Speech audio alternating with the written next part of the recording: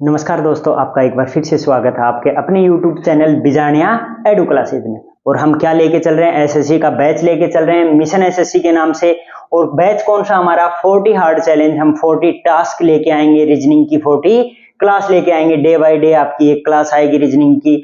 40 दिन के अंदर हमें क्या करना है, एसएससी रीजनिंग में हमारा टारगेट क्या रहेगा, 20 क्वेश्चन में से आपको 20 क्वेश्चन करने हैं, यानी रीजनिंग के 40 के 40 नंबर हम इन 40 क्लास में कंप्लीट करेंगे। हर क्लास को एक नंबर समझ के चलो, तो वैसे ही देखेंगे।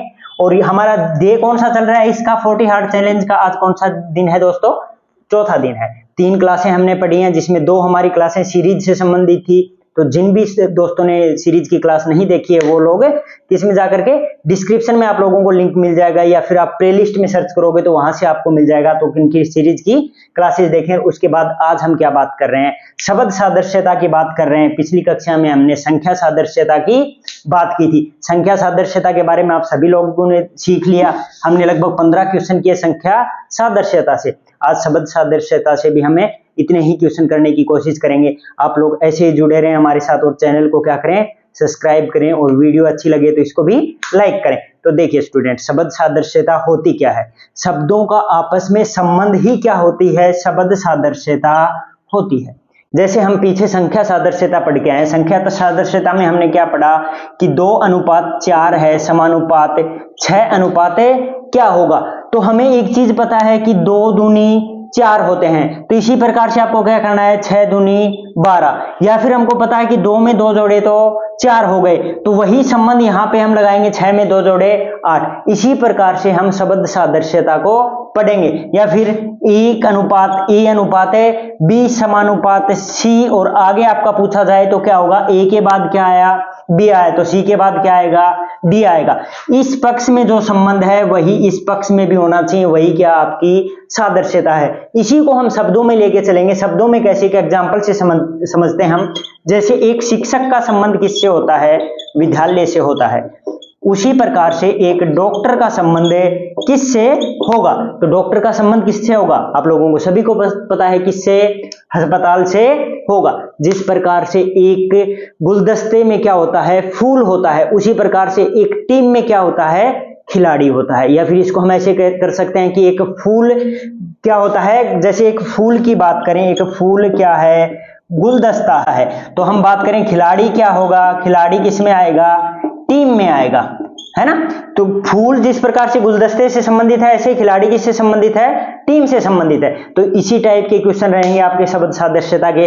तो आज की क्लास स्टार्ट करते हैं हमारी। आपका पहला क्वेश्चन, तो देखिए स्टूडेंट, ये रहा आपका पहला क्वेश्चन। क्वेश्चन क्या है कि राजस्थान अनुपात जयपुर समानुपात गुजरात, और आगे वाला पद पूछा गया है कि क्या आने वाला है, आगे क्या शब्द आएगा। या फिर आपसे ऐसे भी क्वेश्चन कर सकता है, जिस प्रकार राजस्थान का संबंध किससे है, जयपुर से है, उसी प्रकार गुजरात का संबंध किससे होगा। तो हमको एक चीज पता है कि राजधानी क्या है, जयपुर है। तो गुजरात की राजधानी क्या होगी, बताओ, गुजरात की राजधानी क्या होगी। गुजरात की राजधानी क्या होती है, गांधीनगर। अब गुजरात की राजधानी, आप लोगों को सभी राज्यों की राजधानी याद होनी चाहिए, देशों की राजधानी याद होनी चाहिए, शब्दों के बारे में थोड़ी नॉलेज होनी चाहिए। हम लोग करेंगे, उससे आपका क्या होगा, थोड़ा इंप्रूव होगा।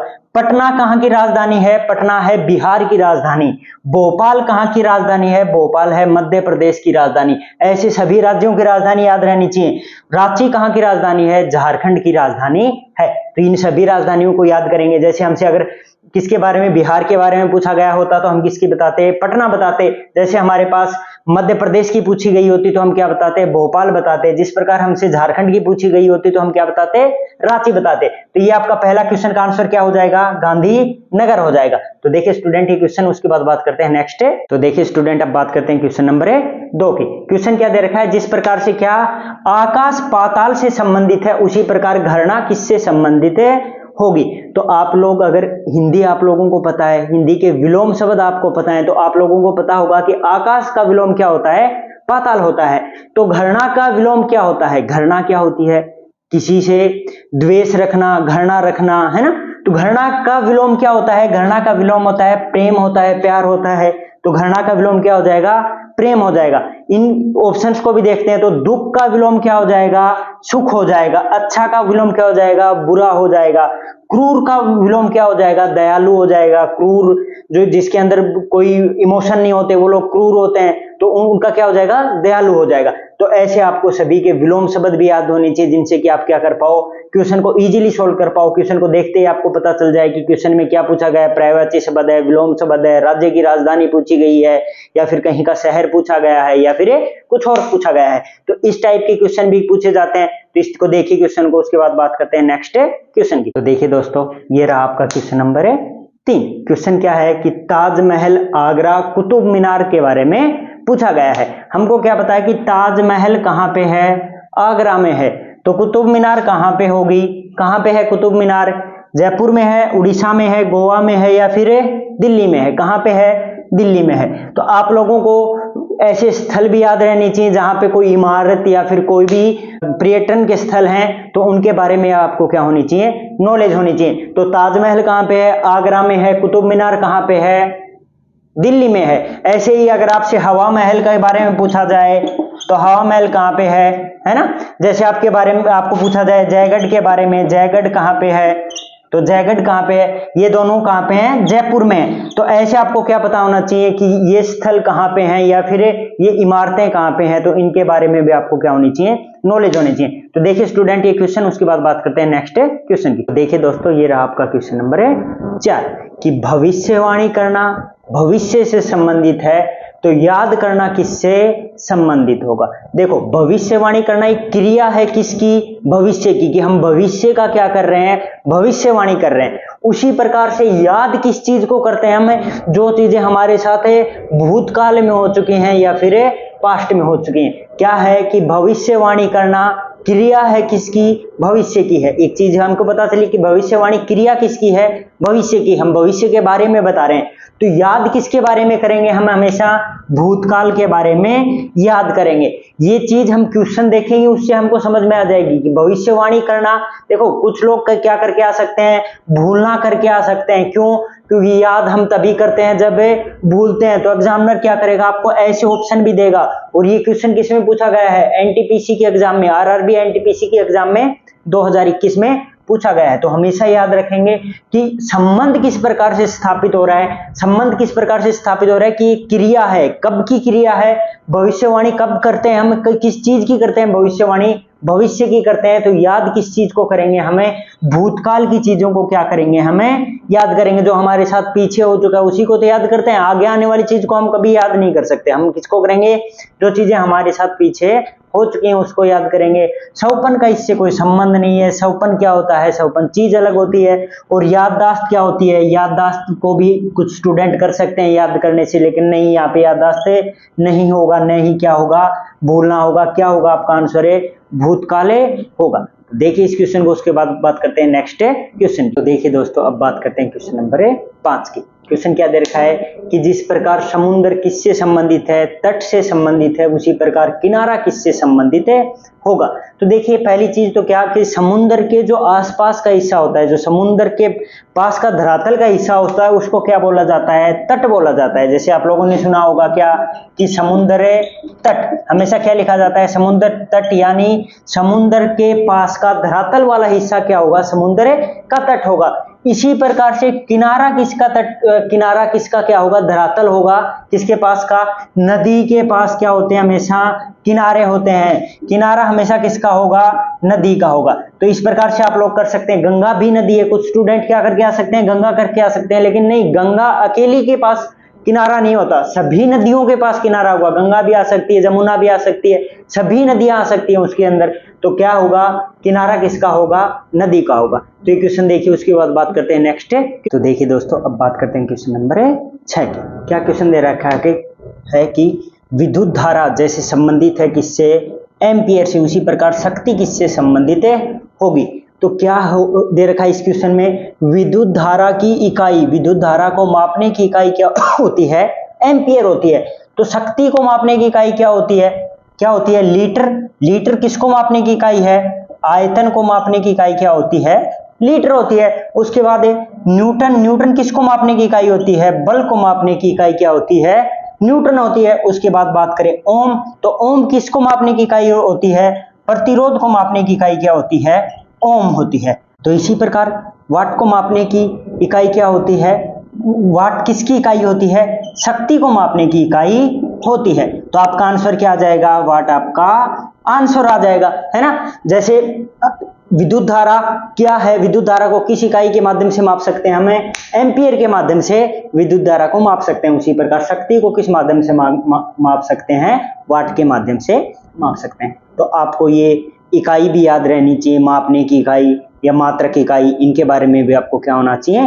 ज्ञान होना चाहिए, जिससे आप क्वेश्चन आए तो उसका क्या कर पाओ? आंसर कर पाओ। तो कुछ ये इकाइयां मैंने यहाँ पे लिखी हैं आप लोगों के लिए, इनको देखिए एक बार, उसके बाद बात करते हैं नेक्स्ट क्वेश्चन। तो देखिए दोस्तों, अब बात करते हैं क्वेश्चन नंबर 7 की। क्वेश्चन क्या दे रखा है? क्या कि सूर्य जिस प्रकार से किससे संबंधित है? पृथ्वी से संबंधित है, उसी प्रकार चंद्रमा किससे संबंधित होगा?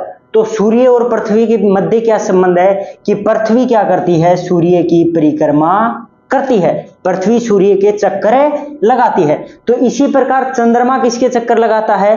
पृथ्वी के चक्कर लगाता है। तो आप लोगों का आंसर क्या हो जाएगा? पृथ्वी आप लोगों का आंसर हो जाएगा। क्वेश्चन को समझ के चलोगे, क्वेश्चन को हर स्टेप वाइज की क्वेश्चन में एग्जामिनर बोलना क्या चाह रहा है वो चीज हमेशा याद रखो कि चंद्रमा, सूर्य और पृथ्वी के बीच में रिलेशन पूछा तो पृथ्वी और सूर्य के मध्य क्या रिलेशन है? कि पृथ्वी चक्कर लगाती है किसके? सूर्य के। तो चंद्रमा किसके चक्कर लगाएगा? पृथ्वी के चक्कर लगाएगा। और ये क्वेश्चन किस में पूछा गया है? आरआरबी एनटीपीसी के एग्जाम में 2020 में पूछा गया है। तो ये क्वेश्चन देखिए, उसके बाद बात करते हैं नेक्स्ट। तो देखिए दोस्तों, अब बात करते हैं क्वेश्चन नंबर 8 की। क्वेश्चन क्या दे रखा है? कि अखरोट का संबंध सेल के साथ है, वही संबंध केले का किसके साथ है? होगा। तो अखरोट और सेल के मध्य क्या संबंध हो सकता है? अखरोट के बाहर का जो आवरण होता है, अखरोट का जो छिलका होता है, जिसको हम क्या बोलते हैं? उसके बाहर से जो प्रोटेक्ट करता है उसको क्या बोलते हैं? सेल बोलते हैं।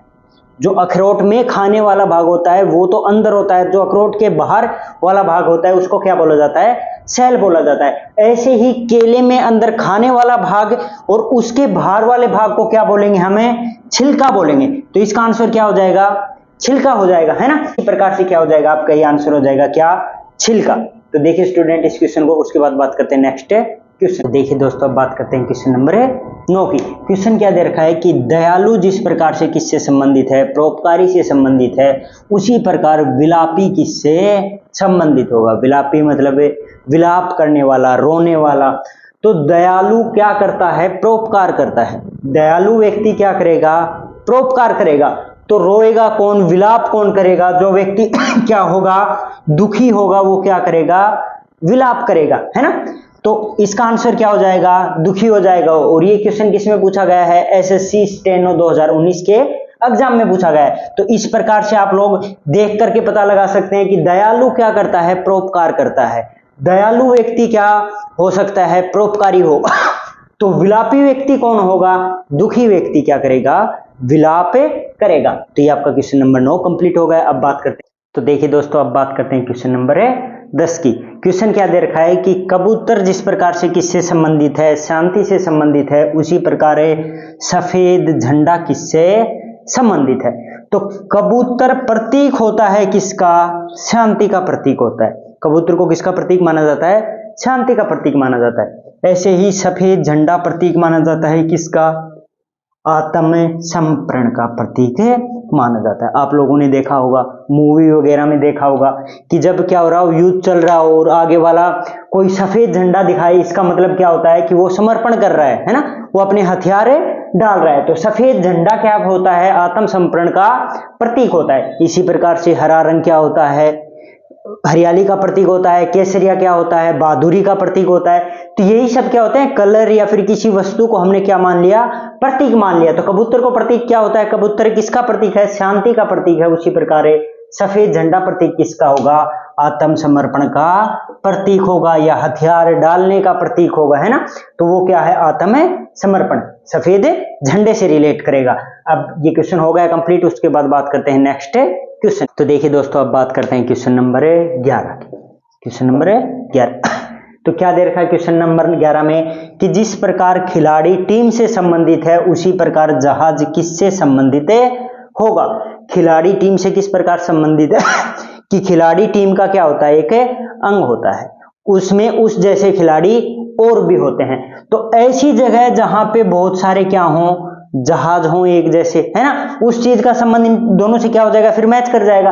खिलाड़ी हिस्सा है टीम का, ऐसे ही जहाज किसका एक हिस्सा होता है, वहां पे बहुत सारे जहाज हों, तो बहुत सारे जहाज कहां पे होते हैं, बेड़ा होता है जहाजों का क्या, समूह, जिसमें बहुत सारी जहाज खड़ी होती हैं, तो उसी प्रकार से संबंधित हो जाएगा जहाज बेड़े से, जिस प्रकार खिलाड़ी टीम से संबंधित है। तो यहाँ पे हमारा क्वेश्चन नंबर 11 कंप्लीट होता है। और जिन भी लोगों ने वीडियो लाइक नहीं किए तो वो अभी वीडियो लाइक कीजिए और चैनल को क्या कीजिए, सब्सक्राइब कीजिए, जिससे कि हमको भी क्या मिलता रहे, मोटिवेशन मिलता रहे। तो देखिए इस क्वेश्चन को, उसके बाद बात करते हैं नेक्स्ट। तो देखिए दोस्तों, अब बात करते हैं क्वेश्चन नंबर 12 की। पहले हम कर रहे थे क्या कि एक शब्द को निकाल रहे थे, इस बार हम क्या लेके आए हैं, थोड़ा अलग पैटर्न का क्वेश्चन लेके आए हैं कि दो शब्द निकालना। क्या क्वेश्चन दे रखा है कि हैजा जिस प्रकार से जल से संबंधित है, उसी प्रकार से इनमें से कौन सा ऑप्शन है संबंधित है। तो हैजा जल से कैसे संबंधित है, हैजा क्या है, एक रोग है जो कि किसके माध्यम से फैलता है, अशुद्ध जल के माध्यम से फैलता है। अब हैजा जल के माध्यम से फैलता है, इसी प्रकार से मलेरिया क्या होता है, मच्छर के माध्यम से फैलता है। तो ये दोनों क्या हो जाएंगे, सेम हो जाएंगे। हैजा जल से फैलता है, मलेरिया किससे फैलेगा, मलेरिया फैलेगा मच्छर से।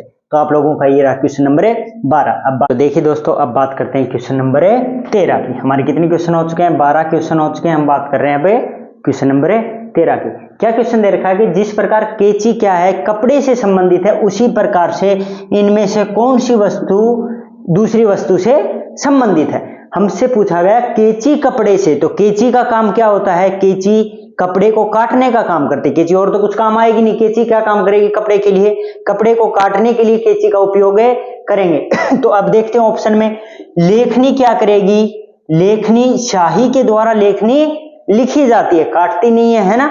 दूसरी बात है धुआं, धुआं क्या भट्टी से निकलेगा, वो भी उसको काटता नहीं है। उसके बाद है दाढ़ी, दाढ़ी क्या होती है, उस्तरे के माध्यम से काटी जाती है। तो ये इससे क्या हो गया, उसी प्रकार से संबंधित है जैसे कैंची कपड़े से संबंधित है, यानी दाढ़ी उस्तरा दाढ़ी से उसी प्रकार संबंधित है जिस प्रकार कैंची किससे, कपड़े से संबंधित है। उसके बाद कील और हथौड़ा, हथौड़े से कील को क्या किया जाता है, दीवार में गाड़ा जाता है, ठोका जाता है, ये भी काटने का काम नहीं करेगी। तो हमारा आंसर क्या हो जाएगा, सी हमारा आंसर हो जाएगा।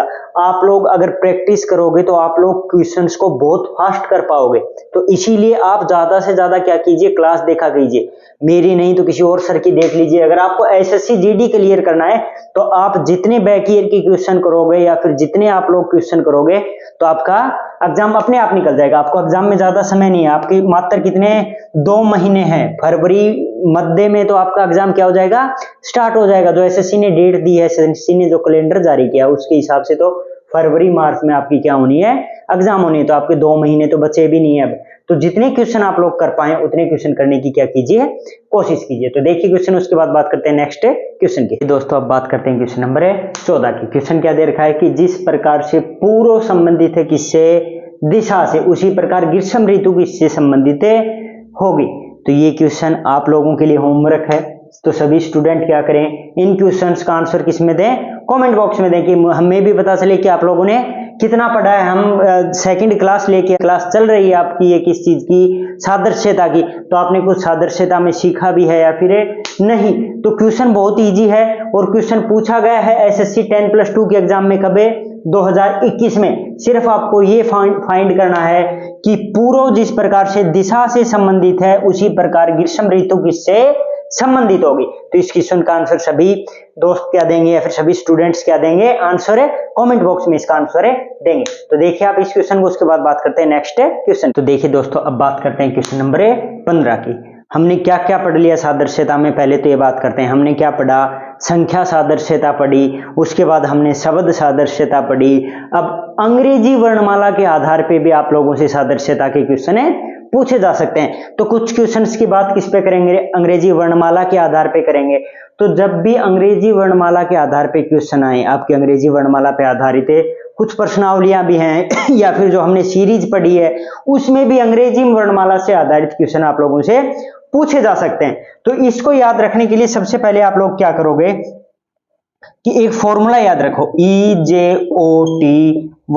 आप लोगों को ABCD का क्रम याद रखना है, तो एग्जाम में ऐसे तो काउंट करोगे नहीं, ABCDEF की कौन से नंबर पे आता है ना, ऐसे काउंट करोगे तो ज्यादातर स्टूडेंट क्या कर देंगे, वहीं पे मिस्टेक भी कर देंगे, कुछ शब्द या फिर कुछ अल्फाबेट को वो क्या कर देंगे, वहीं पे मिस भी कर देंगे, जिससे कि क्या हो जाएगा, गलत हो जाएगा। तो सिंपली क्या याद रखना है, EJOTY, इजोटी याद रखना है। इजोटी का मतलब 5, 10, 15, 20 और 25। ये क्या हो गया, ABCD का एक क्रम हो गया।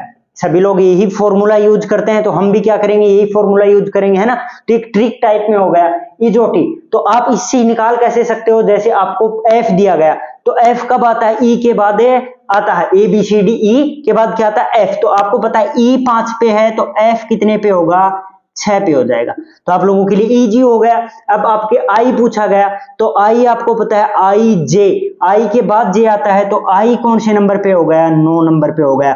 तो इसी प्रकार से आपको न तो अल्फाबेट लिखने की जरूरत पड़ेगी, आप एक दो बार इसको देखोगे तो आपका ऑटोमेटिक क्या हो जाएगा, वो याद हो जाएगा। तो देखिए इजोटी को देखिए। अब बात करते हैं इससे क्वेश्चन की। तो क्वेश्चन में क्या दे रखा है कि जिस प्रकार से WUS दे रखा है, WUS संबंधित है किससे, DFH से, तो उसी प्रकार MKI संबंधित किससे होगा। तो पहले इन दोनों के बीच संबंध निकालते हैं हम, कि WUS से हमने DFH कैसे आया हमारा। तो देखते हैं कैसे आया। तो W कौन से नंबर पे आता है हमारे पास, इजोटे में T के बाद क्या आएगा, TUVW।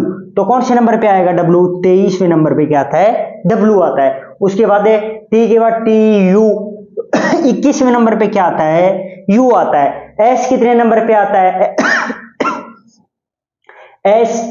S आता है किससे पहले, T से पहले आता है, तो S का नंबर क्या हो जाएगा, 19 हो जाएगा। इसी प्रकार D की बात करें, तो D कब आता है, E से पहले आता है, ABCDE, तो D आ जाएगा 4 नंबर पे। उसके बाद F की बात करें, तो F कितने नंबर पे आता है, E के बाद आता है, तो F का क्या होगा, 6 नंबर। अब बात करें H कहां पे आता है, तो H आता है कहां पे, J से 2 पहले, I से पहले, तो I 9 पे है, तो H कितने पे हो जाएगा, 8 पे हो जाएगा, है ना। कहां पे आता है H कहां पे आता है, J से 2 पहले, HIJ, है ना।